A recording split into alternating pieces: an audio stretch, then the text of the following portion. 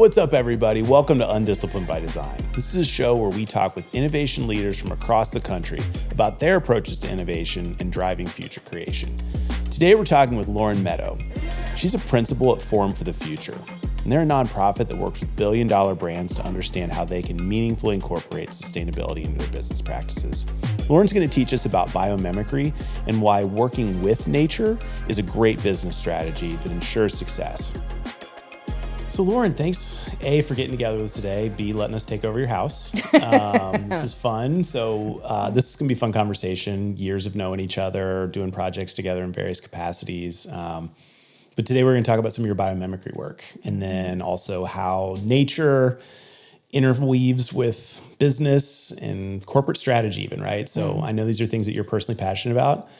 I just want to let you go today and talk about those things. So why don't you give us a little intro on you, tell us a little bit about your background, how you got where you are today, and then we'll dive in. Awesome. Yeah, thanks, Aaron. It's great to have you here. Welcome to Alameda. A little bit about myself. As you know, I'm a very proud UC graduate.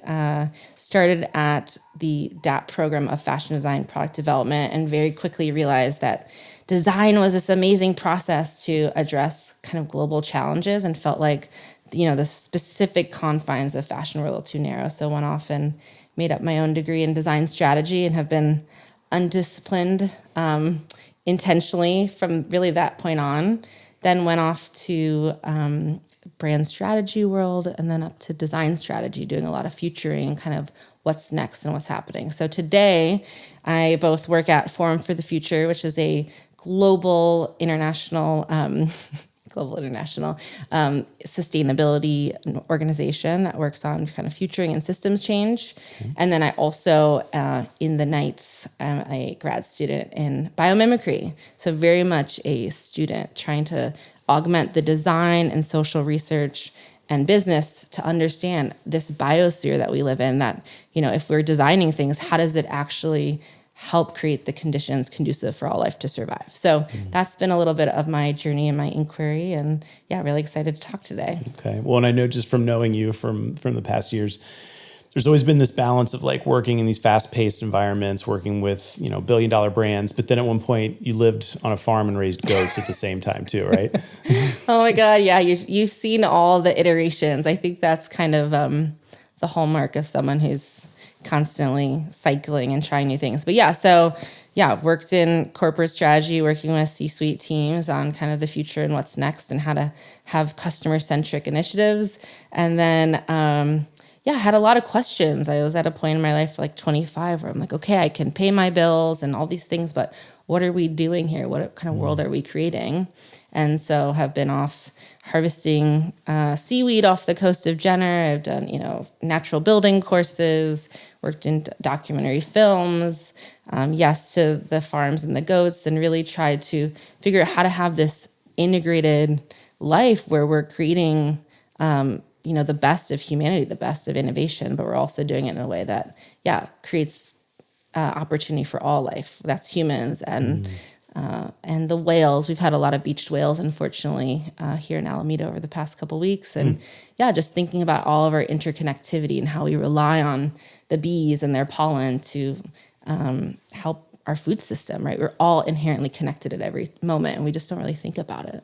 So can you unpack a little bit about what Forum for the Future is and does? It sounds like something that maybe could be made up even, right? But this is very much a very real thing. You're working with household name companies and the C-suites of these companies. Tell us a little bit more about what that looks like and what you do.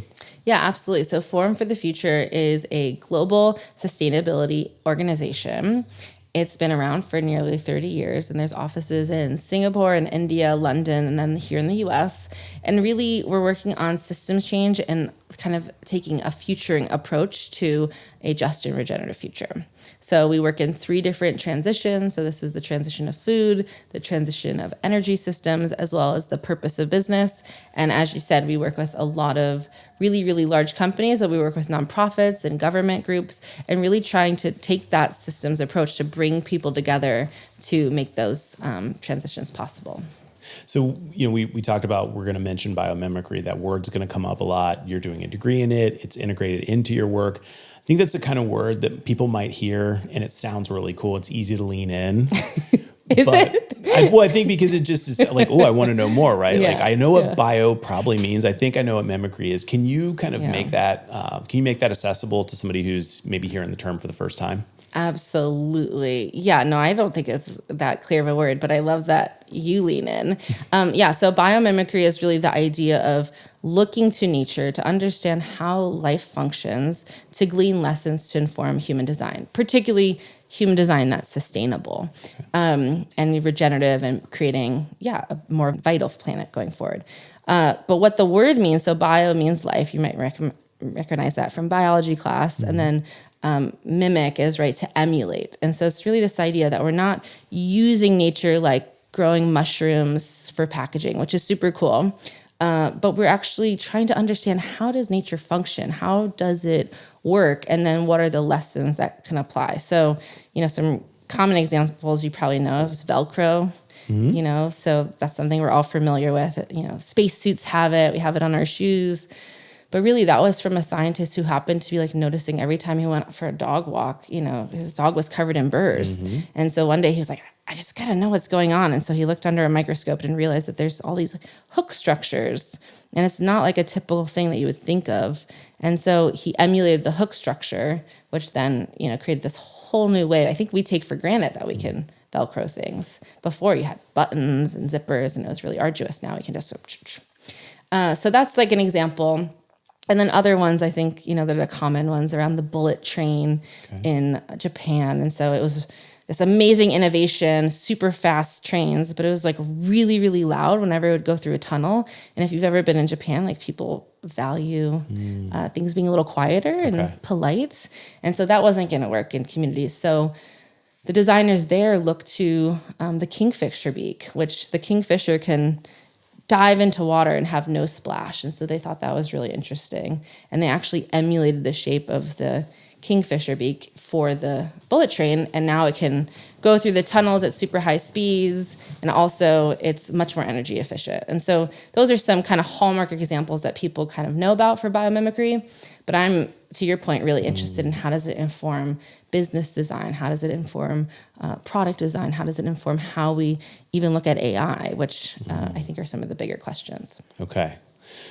So those questions get posed, and those are really good questions to kind of just say well, how might we, right? Yeah. And at some point the rubber has to hit the road, right? And so what did that look like, or what does it look like, maybe present tense even, transitioning from understanding and having this realization oh, wow, Velcro mimics this thing in nature. The kingfisher beak mimics this thing in nature. How did that process look of you making those connections between that being a novelty and actually integrated into the kinds of work that you're doing with brands and companies and strategy? Yeah, I mean, I think in terms of my professional practice, it's still very emergent. I think bringing those examples in, it's a whole thing. I feel like we've just been on a journey of how do we bring customers into how businesses make decisions, to add in how do you bring life centricity or understanding how the other species work. That is something that's I think it has to be a very specific client in a very specific place. I have done workshops where we, with a large multinational kind of CPG company, where we had water be a stakeholder in the room, and we had someone kind of play the voice of water as we were thinking about different chemicals and things. So that was an example. And I thought all these people would be like, what the heck is this hippie chick doing? And they really embraced it and they went with it. How has your passion for biomimicry and the things you're learning there started to influence the way that you are doing that work? Yeah, I mean, I think what biomimicry inherently does is it's an appreciative inquiry process into what's there, what's working today, right? So nature has been here for 3.8 billion years. And so any strategy that it's out in the world right now in life is a time-tested, proven strategy. So instead of going into R&D and figuring out what hasn't been created, we can look around us and be what has worked? What is working right now? And how do we leverage that? So I think there are definitely kind of lessons as I think about the strategy work I'm doing with companies with Forum for the Future, but we're definitely not going at that species level and saying, okay what is the Marsh mussels doing, and how do we learn from that? I think folks in the sustainability world really understand ecosystems and they understand how things kind of work together. But we've kind of abstracted things to another level, right? Like circular design is an abstraction of nutrient cycles, right? We've talked about circle, and it's like kind of an abstracted, more business-friendly term than like cycles. Okay. So I think we've moved up to levels of abstraction to make it more accessible to the business world. Okay, no, that's a great analogy for that. And so with that in mind, can you tell us about some ways that you're seeing these kinds of things play out in practice that maybe even, somebody who's familiar with a household name brand or company even would be able to see and understand more of what this means? Biomimicry specifically? Yeah. Or systems thinking, whichever one. Okay. Well, I think let's take, biomimicry. So, there's a paint, I don't know if you're familiar with, but it's a really interesting self-cleaning paint that was designed to act like the lotus leaf. And so lotus leaves are really good at like self-wicking and being hydrophobic and having water repel off. And so they studied like what's going on with the lotus leaf, and they realized it's actually like super, super microscopic bumps on the surface, as well as this waxy coating.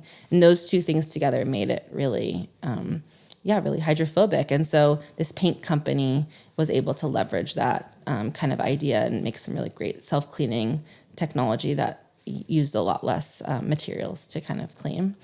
And then for the systems thinking side, I am seeing some really great work around climate and health and kind of understanding those interconnections. And most of the big health companies in the US are doing work on that intersection point today. Mm-hmm. So whether that's, Walgreens Boots Alliance or Bayer or others, there's a lot of great companies kind of looking at health today.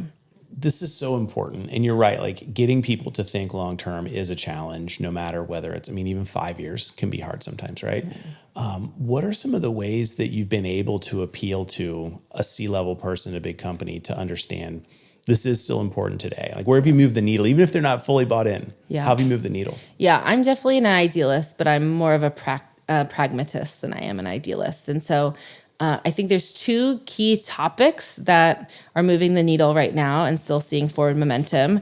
And then, within those, we can talk about kind of the specific initiatives. Mm-hmm. But the first is, and I've talked about this a little bit, the idea of climate and health. So the healthcare sector absolutely knows that they're going to be experiencing more claims, more money from poor health outcomes that are being driven up because of the things that we're seeing with air, water, et cetera. So that's definitely a place that we're seeing a lot of activity. The second is on this concept of regenerative agriculture, which is another buzzword, kind of like systems thinking, but really is this idea that how we grow our food is an opportunity to draw down the carbon that we've kind of taken out from the fossils, put up in the air, right? Once we burn fossil fuel, right? Fossil is dead dinosaurs, that's stored carbon. We burn it to make, to drive our cars. It goes up in the air, and we don't want it in the air. We want it in the ground. And so every time you plant a plant, really, that green leaf can pull that carbon from the air and put it back into the ground through its roots. And so agriculture is an amazing way that we can bring that carbon back and hopefully support our globe to be kind of more in balance. And so we're seeing a lot. I think really 5 years ago, and Forum for the Future created an initiative 5 years ago on scaling regen ag. But that's like something all the food companies are really taking up. That's not even like a controversial term. Like 300 companies are working in regen ag. They're looking at how do you improve soil health. And our perspective from Forum for the Future is it's not just about environmental outcomes and benefits, but if we're not thinking about farmer well-being and farmer rights and farmer vitality and farmer community surviving, then we're not looking at the holistic picture. So we do an integrated kind of method with social outcomes. So I would say climate and health and regen ag are seeing a lot of really great momentum. And then specifically within that, each is taking its own direction. Yeah. So I guess at the end of the day, if you can still help a C-level person understand that this will benefit your company and it will actually benefit the longevity of your company, it's about trying to shift that focus towards not just the quarterly earnings. Then, is that fair? Yeah, and I think the main idea is like you can't create a distraction, right? So how does this ladder back up to, right, the financial case, right? So again, in insurance and in healthcare, they understand that this is a big hit to their bottom line, right? Anyone who's working in insuring a property of any kind, you don't have to convince anyone of how the environment is bad. They know that they're paying out huge amounts of money for every wildfire, erratic weather, or storm. So it's really tying it to that business case. And I would say right now there's just so much going on with supply chain that if you can localize, right, with food and grow food locally and kind of secure your own supply chain, that's appealing to C-suite leaders. So again, no one's really calling to say, how do I work on an ESG strategy? But they are looking at supply chain security and those types of topics. Okay, that makes sense. And it's a smart play for you all to be able to say, like, this is not just about, like, come to us because we can do something that'll make you popular in the moment. You'll be trending for being able to show your ESG initiative. Yeah. This is about business strategy. Right. Yeah, you can't. And now with greenwashing legislation, you can't just put out any claim because it's starting to be in such a way that any person, there's laws in Canada where any civilian can write a complaint about your advertisement and say it's greenwashing. So you're just open to a ton of risk. So there's a term called green hushing, which is no one is really talking externally about what they're doing that's sustainable, which in some ways is really good because you don't want to be saying things that aren't real, which we had a lot of greenwashing. But the other side of it is that companies do things out of competitive response. They say, oh, this, other firm is doing it, so I need to do it. But if no one's talking about it, it doesn't drive that competitive behavior. And so it's just exposing too much risk to say that someone is taking on a green or environmental or social impact. I think we've seen time and time again how it exposes companies, and major companies, to huge declines in their share value. Yeah. Well, so we got to bring it home, which you kind of already started to here, but, Undisciplined by Design, we're all about future-focused innovation, collaborating across disciplines, how that becomes the unlock for innovation a lot of times. I mean, clearly, you just mentioned biology papers, but this is not just a science and STEM-related issue, right? Like this, how do you see the issues of biomimicry and sustainability and longevity for companies and business strategy coming together in an undisciplined way? Oh, yeah. I love Undisciplined for so many ways. One, because I think we have to get out of typical disciplines to make those connections and do the systems thinking. And then we have to be kind of undisciplined in having that attitude of we're going to kind of break the status quo and really bring that curiosity. I think where fear comes up, where you can bring that curiosity, it can unlock so much. It's really, like, if you really sit with that, it's such a powerful kind of posture to go out with the world with. It's all about, it just opens anything up. Anything that's constraining curiosity just breaks it open. And so I think that's really, really important. And then for biomimicry, if you're doing biomimicry alone, you're not doing biomimicry. That's like one of the biggest adages from those who've created this world, Dana Baumeister and Janine Benyus and others. And it's really this idea that you have to be working together, and not just in a divide and conquer, like, oh, I'm going to take this part, you do that. Like, you have to be really collaborating and building and listening and taking different perspectives and trying to translate things. And so I think that's such an important skill. And I'm so glad your program exists, because you're teaching that from the get-go and how people interact. And I think that's so important for teams, and we need that more than ever. Yeah, love it. Yeah. Also love that here we are, in a tech, kind of tech hub, but talking about how nature is actually one of the things that's going to ensure the future of businesses and business strategy. Yeah, absolutely. And I think people, create this binary, of there's technology and there's nature. And, if you think about, one, nature is a word that people have used to describe it. Other cultures don't even have that idea, right? You think about, like, we came from, whales who came to Earth, like to the land, and then humans. So we've all evolved, and we're all inherently connected. Our bones are made up of stardust. Like, there's a lot of ways. Once you start looking at it, like, we're actually very connected. If you look at the branching shapes in your heart, it's the same branching view of rivers and how trees branch. So it's all, you see these patterns everywhere. But I think just, understanding our own interconnectedness, and like even technology is an iteration of nature. It's an expression of nature. So we are nature. What we create, our computers are all part of nature. How we construct them is a uniquely human way that the rest of species don't do. So we extract very, very rare minerals and use extreme heat and pressure to put them together into microchips or computers or whatever. And then we use it for like 5 minutes and we chuck it away, and it's not really easy for anyone else to eat it or use it. That's not how nature works. Nature uses like 5 key compounds that are readily available and easily accessible. Carbon, oxygen, it's there. You just grab it and just take advantage of it. And it does all the chemistry in water, which is relatively safe.